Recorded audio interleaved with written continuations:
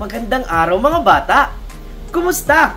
Ako si Kuya Red at may panibagong kwento ako sa inyo. Ang pamagat nito, ang palaisdaan ni Lolo. Kwento ni Ami Ramdanya mula sa Let's Read Up. Tara na, mamati na, itong anak ko pagpila. Pamati kita ang istorya, sangit tayo na kabaraka. A story time, mag-enjoy good kita. Ang pagkain ng inihaw na isda ang pinakamasayang araw ng linggo. Ngunit nasaan si Lolo? Ang palaisdaan ay umaapaw. May mga isda na naipit sa palaisdaan. Dapat mahuli ito ni Ineng. Ujang, pakiusap, pakikuha ang lambat. Sigaw ni Ineng. Ikaw na ang kumuha. O di kaya ay hintayin mo si Lolo. Sabi ni Ujang. Hinahanap ko pa ang aking sarong. Isinampay ko yun dito kahapon. Tumalon si Ineng sa ilog. Baka mahuli niya ang mga isda gamit ang kanyang mga kamay. Hayon sila. Ang mga maliliksing isda ay nakawala sa mga daliri ni Ineng. Aha! Nahuli niya rin sa wakas ang isda. Gayunpaman, ang katawan ng isda ay madulas at nabitawan ito ni Ineng. Hindi maaring pabayaan ni Ineng na tangayin ito ng ilog. Ujang, tulungan mo ako! Sigaw ni Ineng. Sabi mo'y nahanap mo ang iyong sarong. Pero bakit ako kumakain ng cherries? Tumawa lang si Ujang. Aha! Nagkaroon si Ineng ng ideya. Nakahuli siya ng 3 isda ng sabay-sabay. Ay nako! Nagpaikot-ikot ang mga isda. Ang isang isda ay tumalon ng napakataas. Oh, hindi!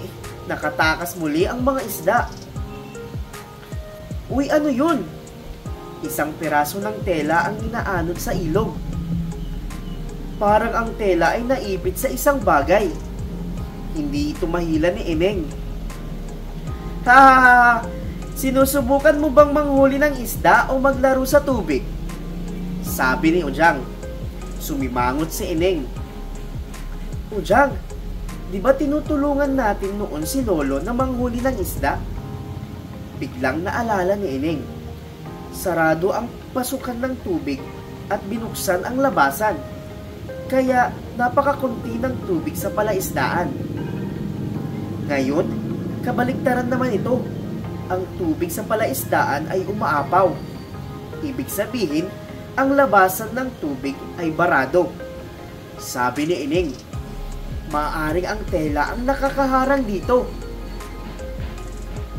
Hayaan mo akong hilain ito, sabi ni Ujang.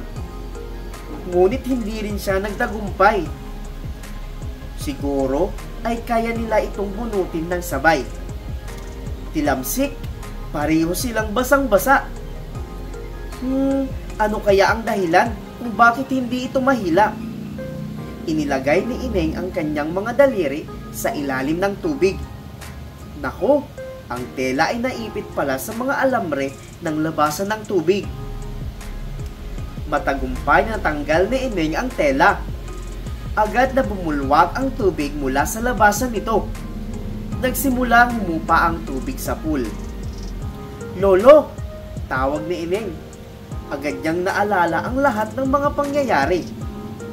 Ito ang dahilan kung bakit iyon nangyari, sabi ni Ineng habang nilalatag ang tela. Hoy! Sarong ko yan! Bulalas ni Ujang. Hay nako! Inis na tumingin si Ineng kay Ujang. Tama na kayong dalawa. Ineng, ang iyong pagpupursige at paglutas sa problema ang nagligtas sa akin sa maaring pagkawala ng aking mga isda. Salamat! Nakangiting sabi ni Lolo. Ineng, humihingi ako ng paumanhin kung niloko kita imbis na tulungan kita. Ang buong problemang ito ay dulot ng aking pagkakamali.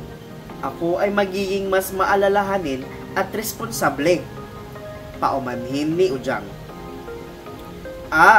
Ito ang inaabangan ni Ineng. Ang inihaw na isda ni Lolo ay palaging espesyal. At dyan po nagtatapos ang ating kwentong Ang Palaisdaan ni Lolo. Sabi nga ng lolo nila Ineng na ang pagpupursige at paglutas ng problema ang nagligtas sa kanya sa maaring pagkawala ng kanyang mga isda. Kaya tularan natin si Ineng. Para malutas natin ang problema, kailangan natin magpursige. Maraming salamat sa inyong pakikinig. Magkita-kita muli tayo sa susunod na linggo. Paalam!